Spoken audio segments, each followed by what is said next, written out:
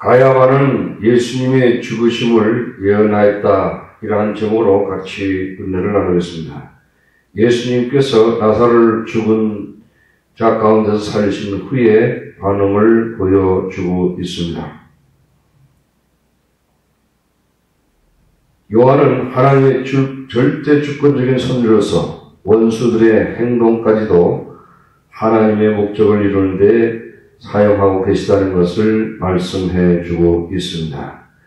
그 하나님의 목적은 사람들을 죄에서 구원하는 것이고 하나님의 나라를 회복하는 것입니다. 첫째, 어떤 사람들을 믿었고 어떤 사람들은 마음이 굳어졌습니다. 요한복음 11장 4절에 마리아에게 와서 예수께서 하신 일을 본 많은 유대인들이 그를 믿었으나 이 유대인들은 나사로가 죽은 데 대해서 마리아에게 위로를 하기 위해서 온 사람들입니다. 마리아가 예수님을 만나러 가서 발밑에 무릎 꿇고 울 때 같이 울었던 사람들입니다. 그때에 예상치 못한 일이 일어났습니다. 그때 예수님께서 그들이 믿으면 하나님의 영광을 부리라고 말씀하셨습니다. 그리고 난 다음 돌을 옮겨 놓으라고 하셨습니다. 그리고 나서 예수님께서 나사로야 나오라고 명령하셨습니다. 그때 죽은 나사로가 살아서 걸어 나오는 것을 많은 사람들이 보았습니다. 예수님은 나사로를 죽은 자 가운데서 살리셨습니다. 나사로는 그들 앞에 살아서 걸어 나오고 숨쉬고 있었습니다. 마리아의 슬픔은 표현할 수 없는 기쁨으로 변하였습니다. 나사로를 죽은 자 가운데서 살리신 것을 목격한 사람들은 예수님을 믿었습니다. 예수님은 제자들의 믿음과 마리아 가족의 믿음을 위해서 기적을 행하신 것입니다. 예수님은 그들에게 영광의 하나님의 능력으로 새 힘을 주셨습니다. 그것은 예수 그리스도의 부활의 서곡이었습니다. 예수님 우리 심령 속에 부활의 능력 가운데서 살기를 원하십니다.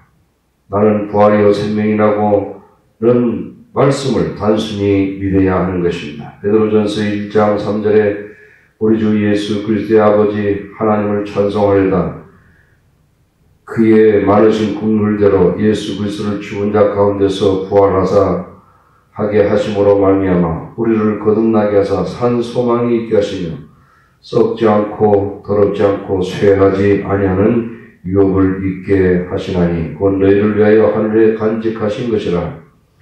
요즘에 많은 젊은이들이 외모와 겉모습의 변화에 걱정을 많이 합니다. 예수님은 우리에게 하나님의 나라에서 산 소망을 주셨습니다. 나이 많은 사람들은 은퇴 후의 생활을 염려합니다. 사회보장 제도가 안전을 책임지지 아니합니다. 그리고 하나님은 우리에게 영원한 유산을 주셨습니다. 우리는 신앙의 유산을 가지고 있습니다. 우리는 진심으로 부활의 믿음을 가지고 있다면 하나님이 주신 사명을 기쁨으로 행할 수 있습니다. 그러나 바리새인들과 종교 지도자들은 예수님을 믿지 않았습니다. 그들은 사망의 능력 아래에 있었습니다. 그들은 두려움과 마귀의 압박하에 놓여 있었습니다.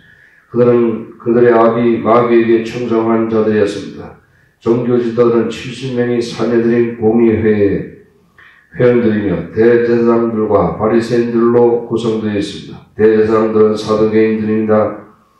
그들은 천사나 부활이나 영적인 것을 믿지 않는 사람들입니다. 사내들인 공의회는 유대 나라를 다스리는 결정 기관이었습니다. 그들은 로마 정부의 후원 밑에 운영됩니다.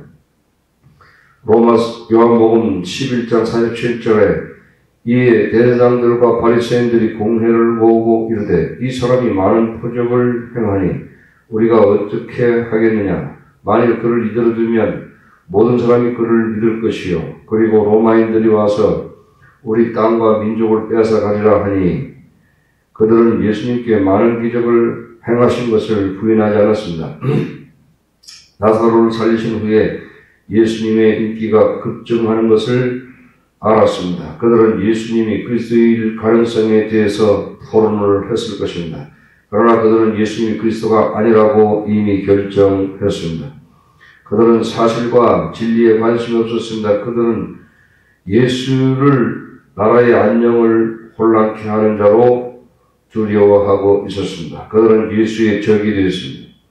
그들은 사망의 법 아래 어둠에 있는 죄를 짓는 것을 사랑하기 때문입니다. 아시아는 문화적 갈등의 나라로 특징 지어질 수 있습니다. 거기에는 생명의 문화와 사망의 문화가 있습니다. 이 두 문화는 안락사와 낙태라는 문제에서 충돌합니다. 이런 문화의 충돌은 예수를 믿는 사람과 믿지 않는 사람 간의 투쟁입니다. 예수를 믿는 사람들은 하나님 나라에서 부활과 생명과 희망을 믿는 것입니다.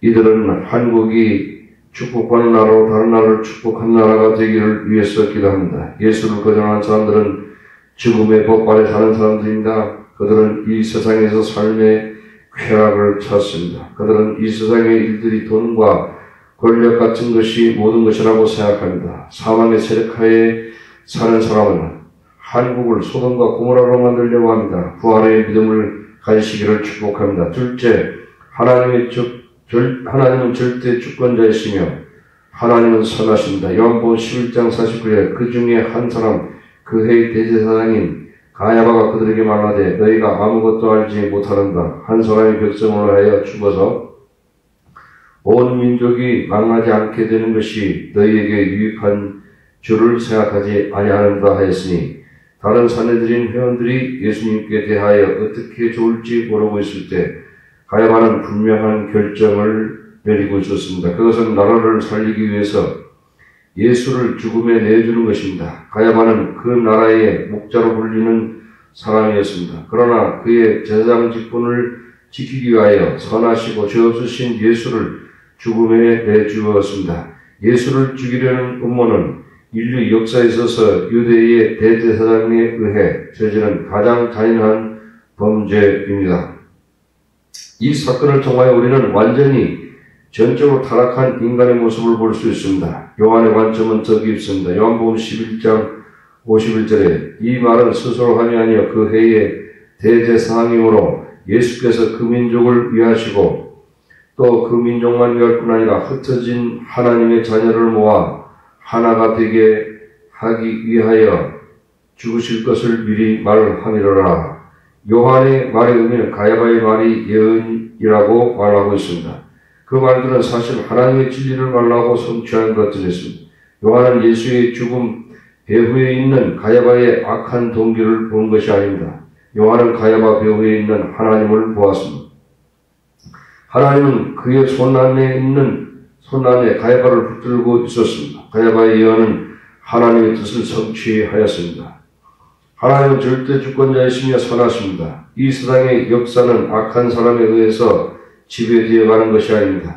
하나님이 인류의 구원을 위해서 그의 선한 목적을 위해서 섭리하고 계십니다. 구약에서는 요셉이 있습니다. 요셉은 순수하고 거룩한 삶을 살았습니다. 그러나 아버지 야곱을 존경했고 섬겼습니다. 그러자 하나님께서 그에게 의미 있는 꿈을 주셨고 하나님께서 하나님의 놀라운 목적이 그를 통해서 이룰 것을 나타내셨습니다. 그러자 그의 형제들이 그의 신성한 꿈 때문에 그를 싫어했고 그들의 부패함을 보여주었습니다. 그래서 그를 종으로 팔아버렸고 아버지에게 거짓말을 했습니다. 형제들이 악한 행위 때문에 요셉은 왕자 같은 삶에서 외국에서의 종의 생활로 바뀌었습니다. 요셉은 언어의 장벽과 우상숭배의 문화와 이집트의 이방인의 생활로 고통을 당하게 됐습니다. 요셉은 보디발의 아내의 모함으로 감옥에 갇히게 됐습니다. 요셉은 반복해서 매를 맞고 부당한 대우를 받았습니다. 그러나 요셉은 하나님과 하나님의 목적에 그의 생각을 집중했습니다. 모든 고난의 과정을 거친 후에 하나님은 애굽의 국무총리로 그리고 형제들의 목자로 높이셨습니다. 요셉은 형제들에 의해서 회개하도록 하였고 그들로 하여금 하나님께서 그들을 향한 사명을 감당하도록 하였습니다. 창세기 50장 1절에 당신들은 나를 회하려 하였으나 하나님은 그것을 서로로 바꿔서 오늘과 같이 많은 백성의 생명을 구원하게 하시려 하셨나니 하나님은 절대 주권자이시며 하나님의 선하신 목적은 인류의 모든 악을 초월하십니다. 셋째, 예수님은 유대인들과 흩어진 하나님의 자녀들을 위하여 죽으셨습니다. 요한복음 11장 51절에 이 말은 스스로 함이 아니요 그 해의 대제사장으로 예수께서 그 민족을 위하시고 그 민족만 위할 뿐 아니라 흩어진 하나님의 자녀를 모아 하나가 되게 하기 위하여 죽으실 것을 미리 말함이로라. 하나님의 선하신 목적은 세상 죄를 위하여 예수님께서 죽으실 것을 예언하고 있는 것입니다. 대제사장의 특권은 1년에 한 번씩 백성들의 죄를 위하여 피의 희생을 지성소에서 드리는 것이 있습니다. 지성소는 하나님이 거하시는 장소입니다. 그것은 하나님께서 죄인들이 오는 것을 막으시기 때문에 아무나 감히 발행하지 않습니다. 하나님의 말씀에 의하면 1년에 한 번 대제사장만이 들어갈 수 있습니다. 이것은 그리스도께서 이 땅에 오심에 대해서 우리에게 교훈을 주고 있습니다. 가야바가 유대 나라를 위하여 예수님이 죽으심을 말하고 있을 때 하나님은 대제사장인 그를 사용하여 예수님께서 온 세상을 위하여 죽으실 것을 말씀하고 있는 것입니다. 이제 얼마 없으면 예수님께서 십자가에서 피를 흘리시게 될 것입니다. 예수님의 피는 단번에 영원히 우리 죄를 씻으십니다. 예수님의 피는 하나님의 정의에 대한 요구를 완전히 만족시키셨습니다. 그것이 바로 예수님께서 죽으셨을 때 성전의 지성소와 성소 사이에 쳐져 있던 휘장이 줄로 찢어지게 된 것입니다. 예수님의 죽으심은 모든 죄인들이 하나님께 나아가는 길을 열어놓으셨습니다. 히브리서 10장 10절에 그러므로 형제들아 우리가 예수의 피를 힘입어 성소에 들어갈 담력을 얻었나니 그 길은 우리를 위하여 휘장 가운데로 열어놓으신 새로운 산길이요 휘장은 곧 그의 일춘이라. 이제 우리는 예수의 피를 힘입어 하나님 앞에 담대하게 나아갈 수 있게 되었습니다. 예수님의 죽으심은 유대 나라만 위할 뿐 아니라 흩어진 하나님의 자녀들을 위해서 죽으셨습니다. 이것은 전 세계의 이방인들을 말씀하고 있는 것입니다. 사도행전에 제자들이 딱 끝까지 복음을 전한 것을 보았습니다. 성령은 사도 바울을 성공적인 여성 사학과인 루디아를 만나게 하기 위해서 마케도니아로 보냈습니다. 하나님의 말씀을 받고 믿었습니다. 바울은 고린도에 복음을 전했습니다. 고린도에서 사것도시였고 많은 사람들이 있었습니다. 그들은 술 마시는 것과 춤추는 것을 그만두고 성경을 공부하기 시작했습니다. 바울은 에베소에서 가서 복음을 전했고 강력한 제자 훈련을 했습니다. 하나님의 말씀이 아시아에 능력 있게 전해졌습니다. 많은 마법사들과 많이들이 예수를 믿었습니다. 바울은 로마 궁정에 호위병인 군인들에게 복음을 전했습니다. 그들은 잔인함과 이기주의를 회개하고 그리스도인이 되었습니다. 우리 죄를 위한 예수님의 죽으심의 복음은 흩어진 하나님의 자녀들에게 전해졌고 모든 세대를 통하여 우리에게까지 전해졌습니다. 예수님이 피 안에서 하나님의 자녀들을 죄에서 구원과 하나님의 관계를 회복되었습니다. 우리를 위한 예수님의 피 흘리심을 통하여 하나님은 하나님 나라를 회복하셨습니다. 이것이 하나님께서 우리들로 하여금 갖기를 원하는 비전입니다. 가야바의 예언은 유대의 분위기를 바꾸어 놓았습니다. 예수님은 하나님께서 정하신 타임 스케줄에 의해서 6월절까지 기다리셔야 했습니다. 본문은 하나님은 역사를 주관하시는 절대 주권자이시며 선하신 분임을 알았습니다. 세상을 구원하려는 하나님의 선한 목적을 이루어줄 것이고 땅끝 이쪽 저쪽에서 그의 자녀들을 모일 것이며 예수 그리스도의 피를 통하여 거룩하게 하시고 그들 모두를 하나님의 자녀로 만들 것입니다. 아멘.